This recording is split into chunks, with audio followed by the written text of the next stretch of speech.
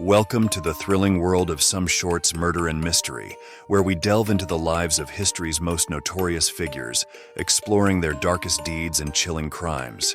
Join us on a journey through the shadows of the past as we unravel the enigmatic tales that continue to captivate, intrigue, and fascinate us. But before we begin, don't forget to like, subscribe, and comment below with the topics you'd love to explore on the next video. Now grab your popcorn, settle in, and let's kick off with William Kemmler was born in Philadelphia, Pennsylvania in 1860. Both of his parents were immigrants from Germany, and both were alcoholics. After dropping out of school at age 10, unable to read or write, Kemmler worked in his father's butcher shop. Kemmler's father died from an infection he received after a drunken brawl, and his mother from complications of alcoholism. In the late 1870s, Kemmler was reportedly slender, with dark brown hair, and spoke both English and German. After his parents' deaths, he went into the peddling business and earned enough money to buy a horse and cart. At this point, however, he was also becoming a heavy drinker just like his parents. In one episode involving him and his friends, after a series of drunken binges, he said he could jump his horse and cart over an 8-foot fence with the cart attached to the horse. The attempt was a failure, and his cart and goods were destroyed in the incident. He was known to friends as Philadelphia Billy, and his drinking binges were very well known around the saloons in his Buffalo neighborhood. On March 29, 1889, he was recovering from a drinking binge the night before when he became enraged with his girlfriend Tillie Ziegler. He accused her of stealing from him and preparing to run away with a friend of his. When the argument reached a peak, Kemmler calmly went to the barn, grabbed a hatchet, and returned to the house. He struck Tillie repeatedly, killing her. He then went to a neighbor's house and announced he had just murdered his girlfriend. The same day, March 29, 1889, Kemmler was accused of the murder of Matilda Tillie Ziegler, his common-law wife, who had been killed with a hatchet. Kemmler's resulting murder trial proceeded quickly. He was convicted of first-degree murder on May 10th. 3 days later, he was sentenced to death, destined to be the first person executed in an electric chair under New York's new execution law replacing hanging with electrocution. A chair was ready at the Auburn State Prison. However, the leading developers of electrical power, including George Westinghouse, did not want to see their new product used in this manner. A lawyer filed an appeal claiming the electric chair violated the Eighth Amendment's prohibition of cruel and unusual punishment. On January 1, 1888, New York had instituted death by electrocution, the first such law ever.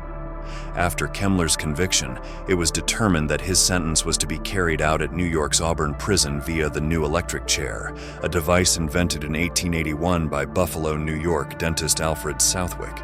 After 9 years of development and legislation, the chair was considered ready for use.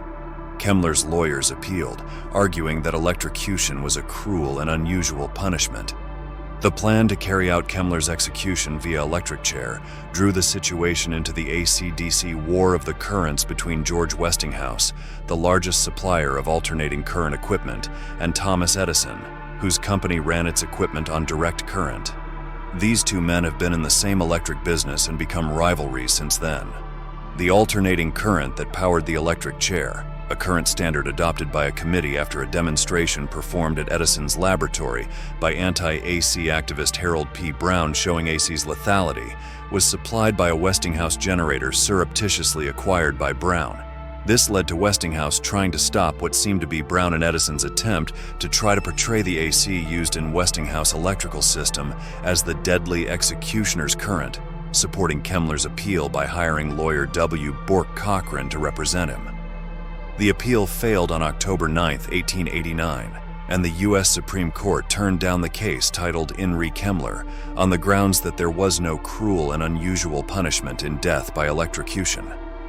On the morning of his execution, August 6, 1890, a year after his sentence, Kemmler was awakened at 5 a.m. He dressed quickly and put on a suit, necktie, and white shirt. After breakfast and some prayer, the top of his head was shaved. At 6:38 a.m., Kemmler entered the execution room and Warden Charles Durston presented Kemmler to the 17 witnesses in attendance. Kemmler looked at the chair and said, "Gentlemen, I wish you all good luck. I believe I am going to a good place and I am ready to go." Witnesses remarked that Kemmler was composed at his execution. He did not scream, cry, or resist in any way. He sat down on the chair but was ordered to get up by the warden so a hole could be cut in his suit through which a second electrical lead could be attached. This was done and Kemmler sat down again. He was strapped to the chair, his face was covered and the metal restraint put on his bare head. He said, "Take it easy and do it properly. I'm in no hurry." Durston replied, "Goodbye, William," and ordered the switch thrown. The generator was charged with 1,000 volts, which was thought to be adequate to induce quick unconsciousness and cardiac arrest.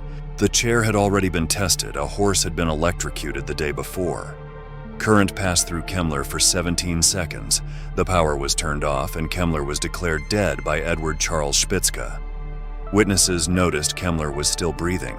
The attending physicians, Spitzka and Carlos Frederick MacDonald, came forward to examine Kemmler.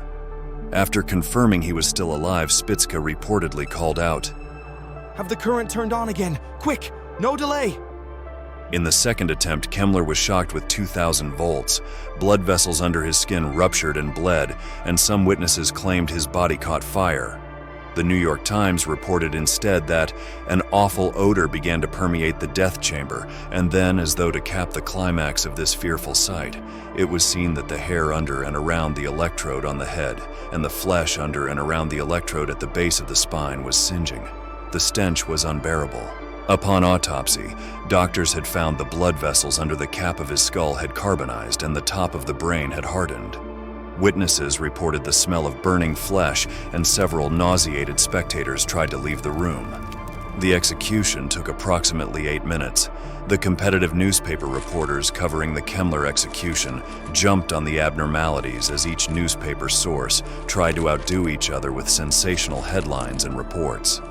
The New York Times ran the headline, "Far worse than hanging." Westinghouse later commented they would have done better using an axe. Kemmler is buried in the precincts of the prison where his execution took place.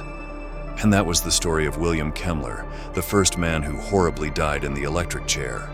Thanks for stopping by, and remember, be safe and make good choices. Life is too short to waste in just a simple mistake. Tune in again for another Some Shorts Murder and Mystery.